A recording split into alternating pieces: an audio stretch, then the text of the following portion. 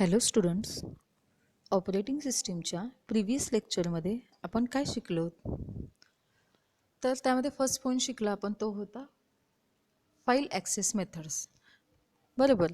त्याच्या अंडर आपण मग काय बघितलं? Sequential access method, direct or random access, index access method. Okay. Next बघितलं आपण त्याच्यामध्ये फाईल ॲलोकेशन मेथड्स. त्याच्या अंडर आणि पुन्हा आपण 3 मेथड्स बघितल्या: contiguous allocation, linked allocation and indexed allocation. Right.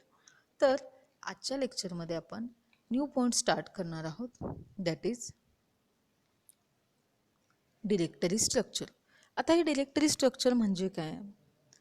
Previous लेक्चरमध्ये तुम्हाला कंटिग्युअस अलोकेशन वगैरे झालं त्यावेळी तुम्हाला मी ज्या डायग्राम्स दाखवल्या त्याच्यामध्ये साईडला एक डिरेक्टरी म्हणून डायग्राममध्ये मी ड्रॉ केलेलं होतं. आता ते डिरेक्टरी म्हणजे नेमकं काय त्याचा आता आपण स्टडी करणार आहे. तर a directory is a container that is used to contain folders and files. Okay. ते काय असणार आहे? कंटेनर असणार आहे. जसं तुमचं चहाचं थर्मास असतं ना, त्याच्यामध्ये काय स्टोअर केलं जातं? चहा. तसंच डिरेक्टरीसुद्धा काय असणार आहे? एक कंटेनर असणार आहे ज्याच्यामध्ये काय असणार आहेत? फोल्डर्स आणि फाईल्स स्टोअर केलेले असणार आहेत.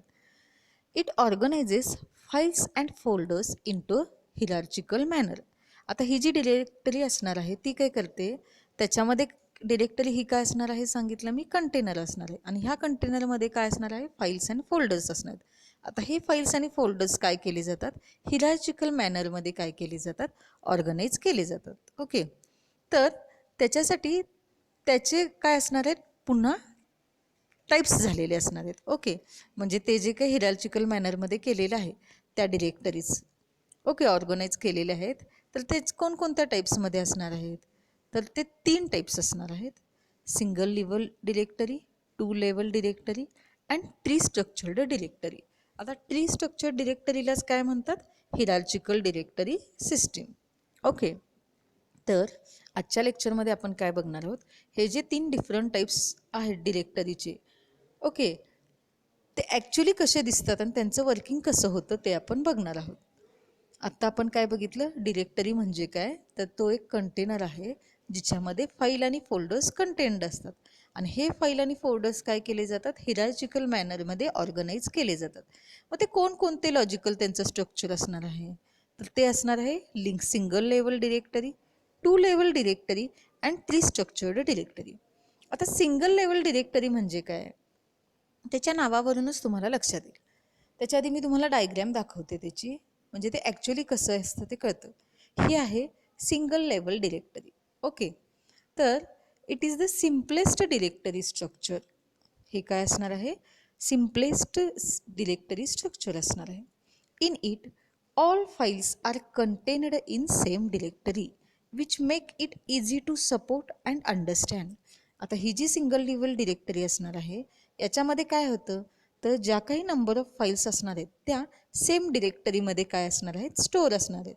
त्यामुळे ते काय होतं? Easy to support and understand होतं. Okay. So a single level directory has significant limitations. However, when the number of files increases or when the system has more than one user. लक्षात घ्या. आता हे जे काही सिंगल लेवल डिरेक्टरी असणार आहे तर त्याला काही सिग्निफिकंट असे लिमिटेशन्स असणार आहेत. तर ते कधी असणार आहेत? जेव्हा नंबर ऑफ फाईल्स इन्क्रीज होतात. लक्षात घ्या, जेव्हा नंबर ऑफ फाईल्स इन्क्रीज होतात किंवा त्या सिस्टीमला मोर दॅन वन युजर होतो. ओके. ती जी सिस्टीम आहे ती मोर दॅन वन युजरकडून यूज केली जाते. तर अशा वेळी काय होतं? सिंगल लेवल डिरेक्टरीला काही लिमिटेशन्स येतात. Okay. So since all the files are in the same directory, they must have the unique name. आता ज्या काही नंबर ऑफ फाईल्स असणार आहेत त्या नंबर ऑफ फाईल्स काय असतात? एकाच डिरेक्टरीमध्ये स्टोअर असतात. ओके. सो त्या नंबर ऑफ फाईल्सला युनिक नेम असणं काय गरजेचं आहे. If 2 users call their data set test, then the unique name rule violated. Suppose आता नंबर ऑफ 2 युजर्स असतील त्या सिस्टीममध्ये आणि त्यांनी एकाच फाईलला काय केलं? कॉल केलं. तर तिथं काय होणार? कन्फ्युजन क्रिएट होणार. ओके. क्रिएट होणार ना. सो तिथं काय आलं? लिमिटेशन आलं का? सो सिंगल लेवल डिरेक्टरी ही सिम्पलेस्ट डिरेक्टरी स्ट्रक्चर आहे. याच्यामध्ये काय होतात? सेम डिरेक्टरीमध्ये नंबर ऑफ फाईल स्टोअर केले जातात, त्यामुळे ते इझी टू अंडरस्टँड होतं. पण ह्याला काही लिमिटेशन्स आहेत. का लिमिटेशन्स आहेत? कारण जर नंबर ऑफ फाईल्स इन्क्रीज झाल्या, ओके, जर नंबर ऑफ फाईल्स इन्क्रीज झाल्या किंवा एका सिस्टीमला मोर दॅन वन युजर झाले तर काय होतं, त्याला लिमिटेशन्स येतात सिंगल लेवल डिरेक्टरीला. आणखीन काय सांगितलं मी, ह्याच्यामध्ये नंबर ऑफ फाईल्स असतात पण प्रत्येक फाईलला युनिक नेम असणं गरजेचं आहे. जर नसेल, ओके, जर सेम नेमच्या 2 फाईल्स असतील तर सपोज सिस्टीममध्ये जर 2 युजर्स असतील आणि त्यांनी सिंगल फाईल काय केली, कॉल केली, तर तिथं काय होणार, रूल काय होणार, व्हायोलेट होणार ना. सो सिंगल लेवल डिरेक्टरीला काही लिमिटेशन्स पण येतात. ही आहे डायग्रॅम, तुमच्यासमोर मी जी डिस्प्ले केली ती डायग्रॅम आहे. ह्याच्यामध्ये काय आहेत, जेवढ्या काही नंबर ऑफ फाईल्स आहेत त्या सिंगल डिरेक्टरीमध्ये स्टोअर आहेत, राईट. सो सिंगल लेवल डिरेक्टरीचा ॲडव्हान्टेज सांगायचं झालं तर तुम्ही काय सांगू शकता, तर ह्याचं जे काही इम्प्लिमेंटेशन असणार आहे ते काय असणार आहे, इझी असणार आहे. Okay, implementation of single level directory is easy if the files are smaller in size. जर जेवढ्या काही नंबर ऑफ फाईल्स असतील त्यांची साईज जर स्मॉल असेल तर ते शोधणं काय होतं, इझी होतं. So searching will be faster. The operation like file creation, searching, deletion, updation are very easy in such a directory structure. जे काही तुमचं सिंगल लेवल डिरेक्टरी स्ट्रक्चर असणार आहे त्याच ते इझी असल्यामुळे ऑफकोर्स त्याचं इम्प्लिमेंटेशन काय असणार आहे, इझी असणार आहे. आणि जर फाईल साईज जी असणार आहे ती स्मॉल असेल तर त्याच्यामध्ये शोधणं एखादी फाईल ते काय असणार आहे, त्याचं स्पीड काय असणार आहे, ऑफकोर्स फास्ट असणार आहे. So searching will become faster. आणि नेक्स्ट मी काय सांगितलं, तर क्रिएशन, सर्चिंग, डिलिशन, अपडेशन हे सगळे जे काही अपडेटिंग हे जे काही नंबर ऑफ ऑपरेशन्स असणार आहेत डिरेक्टरी स्ट्रक्चरमध्ये ते काय असणार आहेत, हँडल करणं इझी होणार आहे. ओके, आता डिसएडव्हान्टेज सांगायचं झालं तर सिंगल लेवल डिरेक्टरी स्ट्रक्चरचं डिसएडव्हान्टेज काय सांगू शकाल तुम्ही, देअर, तर तिथं काय होऊ शकतात, सपोज नंबर ऑफ युजर्स असतील आणि त्यांनी जर सिंगल फाईल कॉल केली तर तिथं काय होऊ शकतंय, जे काही तुमचे रूल्स असणार आहेत ते काय होऊ शकतात, व्हायोलेट होऊ शकतात.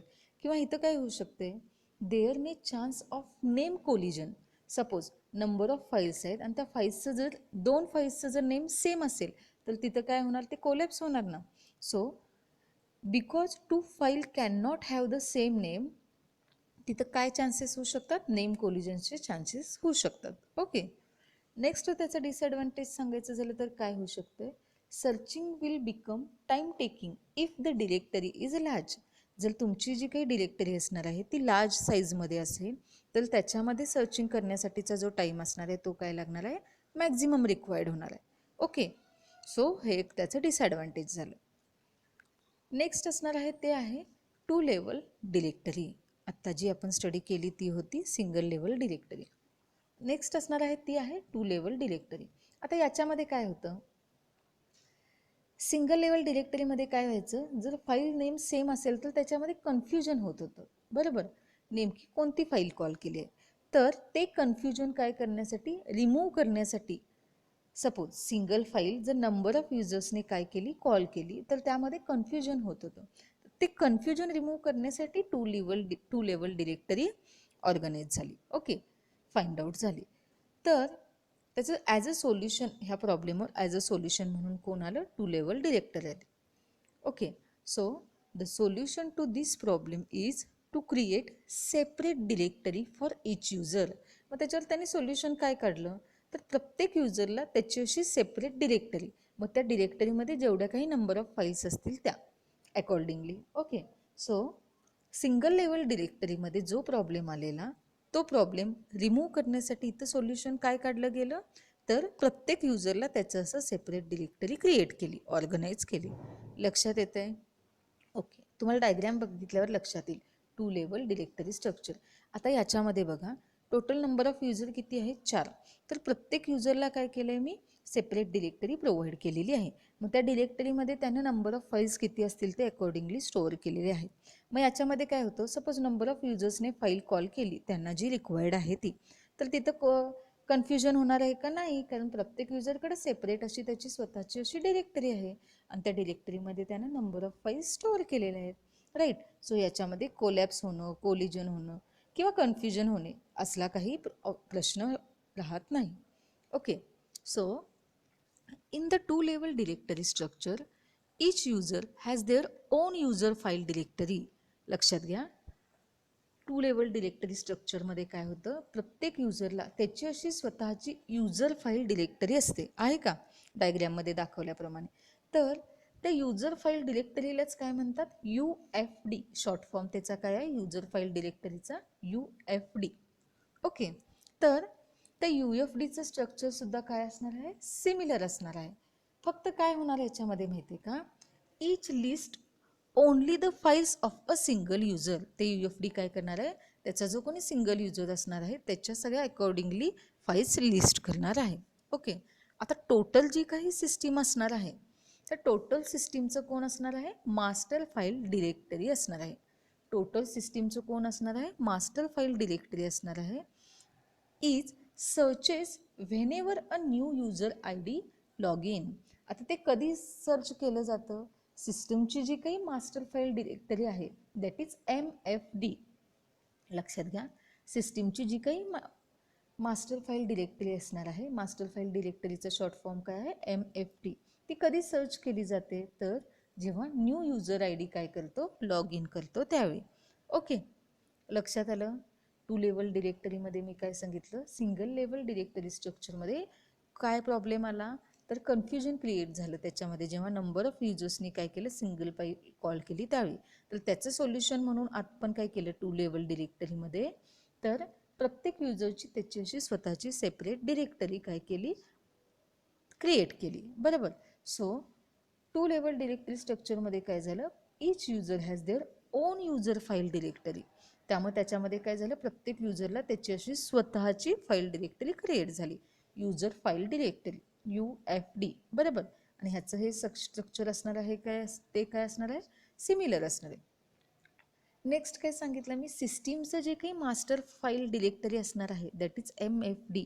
हे कधी सर्च केलं, तर जेव्हा नवीन युजर ID काय केला, लॉग इन केला त्यावेळी ते सर्च करायला सुरुवात केली. लक्षात येते का? ओके. आता याचं ॲडव्हान्टेज सांगायचं झालं तर तुम्ही काय सांगू शकाल, तर we can give full path like user name or directory name. Okay, different users can have same directory as well as file name. लक्षात येते का बघा, searching of file becomes more easy due to path name and user grouping. तर two level directory स्ट्रक्चरचं advantage काय असणार आहे, ह्याच्यामध्ये काय करणार आपण, फुल पाथ देणार, राईट. लास्टला बघा बॉटममध्ये जी काही फाईल आहे तिथंपर्यंत पोचण्यासाठी आपण काय करणार, फुल पाथ देणार. म्हणजे युजर 1ची डिरेक्टरी D1 मधली फाईल F1. ओके, हा फुल पाथ दिल्यामुळं ती पर्टिक्युलर फाईल फाइंड आउट करणे, सर्चिंग करणे काय होतं, आपल्याला इझी होतं. हे झालं ॲडव्हान्टेज. आता त्याचं डिसएडव्हान्टेज काय असू शकतं, तर a user is not allowed to share files with other user. लक्षात घ्या, याच्यामध्ये काय होतं, एक युजर त्याच्या ज्या काही नंबर ऑफ फाईल्स असतील डिरेक्टरीमध्ये स्टोअर त्या तो अदर युजरशी शेअर करू शकत नाही. हा झाला disadvantage. Still is not very scalable. Two files of the same type can not be grouped together in the same user. Okay, so this is the disadvantage of two level directory structure. लक्षात आलं त्याचा advantage काय असणार आणि disadvantage. Okay, next असणार आहे ती आहे ट्री स्ट्रक्चर्ड डिरेक्टरी. त्याचीसुद्धा मी डायग्रॅम डिस्प्ले करते, त्यामुळे डायग्रॅम बघताना तुम्हाला लक्षात येईल ॲक्च्युली काय होतं याच्यामध्ये. तर ट्री स्ट्रक्चर्ड डिरेक्टरीमध्ये काय होतं, once we have seen a two level directory structure as a tree of height 2, the natural generalization is to extend the directory structure to a tree of arbitrary height. म्हणजेच काय, आता आपण two level डिरेक्टरीमध्ये बघितलं, ती सुद्धा एक tree आहे ज्याची हाईट काय आहे, 2 आहे. तसंच ते पुन्हा एक्सटेंड करत गेलं, ओके, विथ आर्बिट्ररी हाईट. तर तेच जे स्ट्रक्चर आहे त्याला काय म्हणतो आपण, ट्री.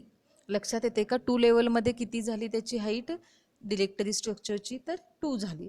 तसंच ते एक्सटेंड करत गेलं आर्बिट्ररी हाईटला, तर त्या स्ट्रक्चरला आपण काय म्हणतो, tree. This generalization allows the user to create their own subdirectories. Two लेवलमध्ये काय केलं, फक्त डिरेक्टरी क्रिएट केल्या युजरनं, प्रत्येक युजरच्या सेपरेट अशा त्याच्या डिरेक्टरी. आता ट्रीमध्ये काय होतं, तो युजर त्याच्या सब डिरेक्टरीज पुन्हा काय करू शकतो, ऑर्गनाईज करू शकतो अकॉर्डिंगली. ओके, त्या सब डिरेक्टरीमध्ये आणि पुन्हा त्याच्या ज्या काही नंबर ऑफ फाईल्स असतील त्या स्टोअर होणार. लक्षात येते. So a tree structure is the most common directory structure. Tree structure असणार आहे ते काय असणार आहे, मोस्ट कॉमन डिरेक्टरी स्ट्रक्चर असणार आहे.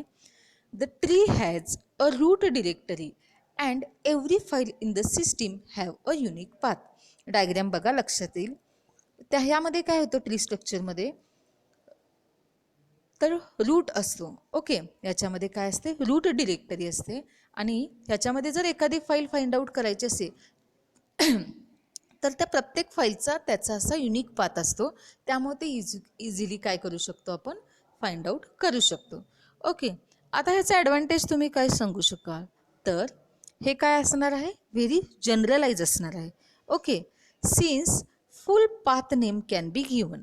ओके, हे व्हेरी जनरलाइज असल्यामुळे काय करणार आहे, त्याचा जो काही फुल पाथ नेम असणार आहे तो आपण देतो ह्याच्यामध्ये. नेक्स्ट ह्याचा ॲडव्हान्टेज आहे ते आहे very scalable. The probability of name collision is less. Okay, ह्याच्यामध्ये काय असणार आहे, नेम कोलिजनचे चान्सेस कमी असतात. नेक्स्ट असणार आहे ते आहे सर्चिंग बिकम्स व्हेरी इझी. ह्याच्यामध्ये काय होणार, सर्चिंग व्हेरी इझी होणार. का, कारण ह्याच्यामध्ये फुल पाथ दिला जातो, त्यामुळे पर्टिक्युलर फाईल इझिली सर्च होते. नेक्स्ट त्याचं बघूया आपण डिसॲडव्हान्टेज. त्याचं डिसॲडव्हान्टेज काय असेल, तर every file does not fit into the hierarchical model. प्रत्येक फाईल हिरार्चिकल मॉडेलमध्ये फिट होत नाही. File may be saved into multiple directories. तर काय केलं जातं ह्याच्यामध्ये, त्या फाईल्स काय केल्या जातात, मल्टिपल डिरेक्टरीजमध्ये सेव्ह केल्या जातात. त्यामुळं काय होतं, we can not share files. त्यामुळं आपण त्या फाईल्स काय करू शकत नाही, शेअर करू शकत नाही. It is inefficient because accessing a file may go under multiple directories. हे काय असणार आहे, इनइफिशियंट असणार आहे. का, कारण ॲक्सेसिंग अ फाईल, एखादी फाईल ॲक्सेस करायची असेल तर ती मल्टिपल डिरेक्टरीजमध्ये असल्यामुळे आपण ती ॲक्सेस करू शकत नाही. ओके, हे झालं डिसॲडव्हान्टेज ऑफ ट्री हिरार्चिकल. लक्षात आले का. सो आजच्या लेक्चरमध्ये आपण काय काय बघितलं, तर डिरेक्टरी स्ट्रक्चर म्हणजे काय, डिरेक्टरी म्हणजे काय, तर कंटेनर असतो ज्याच्यामध्ये फाईल आणि फोल्डर्स असतात. आता तेच पुन्हा काय केले, सब डिवाइड केले, सिंगल लेवल, टू लेवल आणि ट्री स्ट्रक्चर्डमध्ये. थँक्यू.